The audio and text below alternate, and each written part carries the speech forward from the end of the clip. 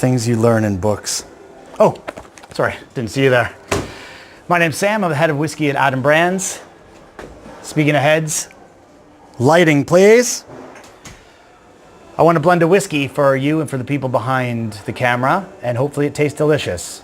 I'm from Canada, as you can hear from my accent. Sorry about that. In Canada, we distill grains separately in whiskey making. So Canadian whiskey isn't one thing. It's a bunch of different grains, always distilled separately in different styles of stills, and then matured separately at the end of maturation, blended together. So that's the tradition, I guess, I'm from domestically, but I fell in love with Scotland after I moved to Edinburgh in 2002. And in Scotland, the tradition exists to blend as well, obviously. Blended Scotch is the #1 brown spirit in the world. And it's all built on the back of grain whiskey being blended with malt whiskeys, all whiskeys with different characteristics, in order to become, hopefully at the end of the day, more than the sum of their parts. So let's try it now.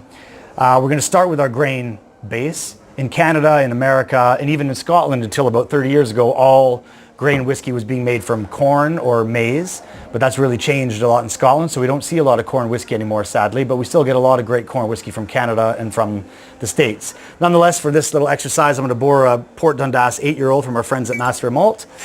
Port Dundas is a grain distillery in Scotland, and we'll start with just half of our final blend being composed of this 8-year-old grain. Now, if 8 sounds young to you, then you are discriminatory and it hurts my feelings.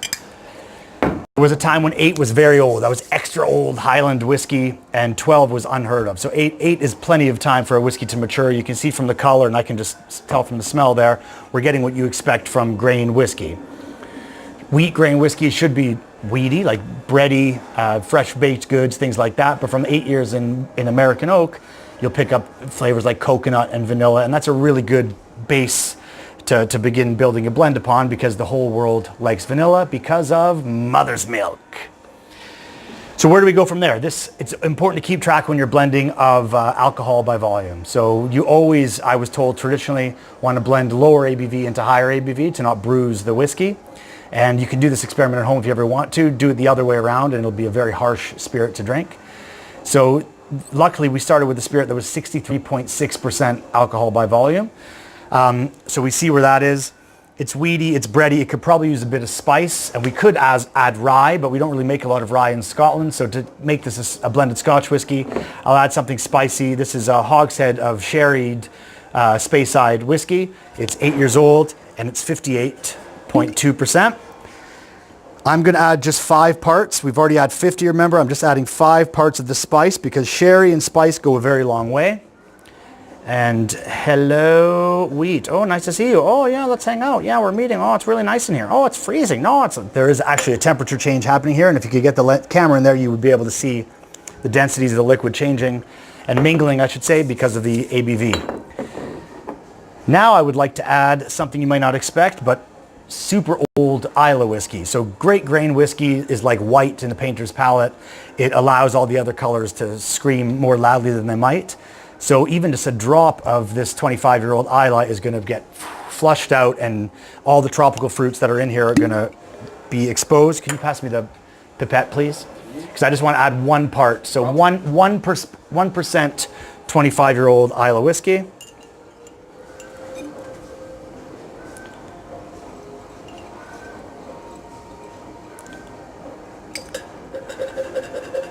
And then I'm going to see where we are. So roughly, like I said, we're like 6 parts 58.2 whiskey and 50 parts 63.6 whiskey. So we're still well above 60 ABV. Usually I would use a glass, but I forgot to set one up before we press record. And miraculously, one is going to appear. I have a feeling. I do.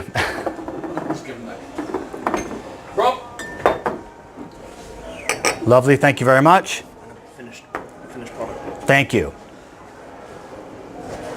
We can cut that out. And now we need a meaty style whiskey, usually an oily style whiskey, sometimes from distilleries that have worm tubs, and those are condensers that allow more oils to be kept in the spirit, and also are great marrying whiskeys. That was a bit clunky. Okay. And like there's no additives, all that kind of stuff. But some the blend could use a meaty style whiskey to be brought in here. And meaty whiskeys exist in Scotland. We don't know them very often as single malts. Macallan would be an example of one, but most of the other ones are used as workhorses in the great blends of the world. Mortlach, Craigellachie, Dewar's, and Johnnie Walker, respectively, or the other way around, actually.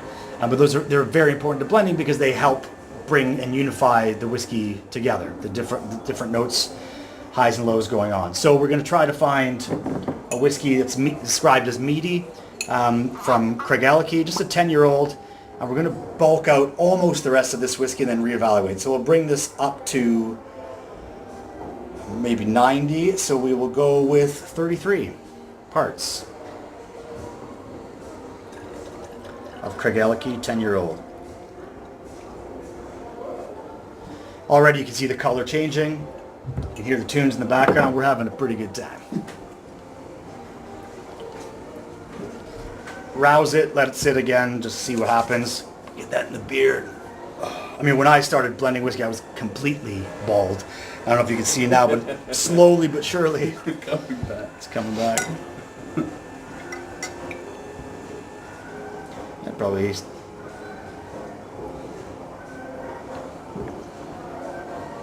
Swallow. right. So it's high. Definitely swallow. It's high strength. I'm going to reduce it now, and we're going to stop there. Water. So what's that? That's roughly 60% and 90. Yeah, RO. Thank you. And we'll take this guy, and we'll just chuck those 90 parts of our blend into here.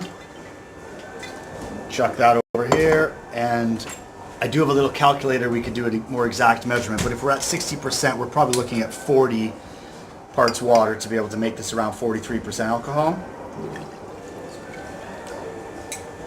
That was too much. So we'll keep some of that and hope it makes the plants grow, as I mentioned earlier. Right.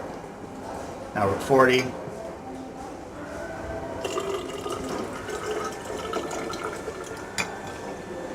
Cool. Again, you can see the different density spirits mixing together, which is always kind of cool. This is going to get warm, which is also, I think, interesting. Rouse it, let it chill, and then we'll drink it together. Cheers. Amazing.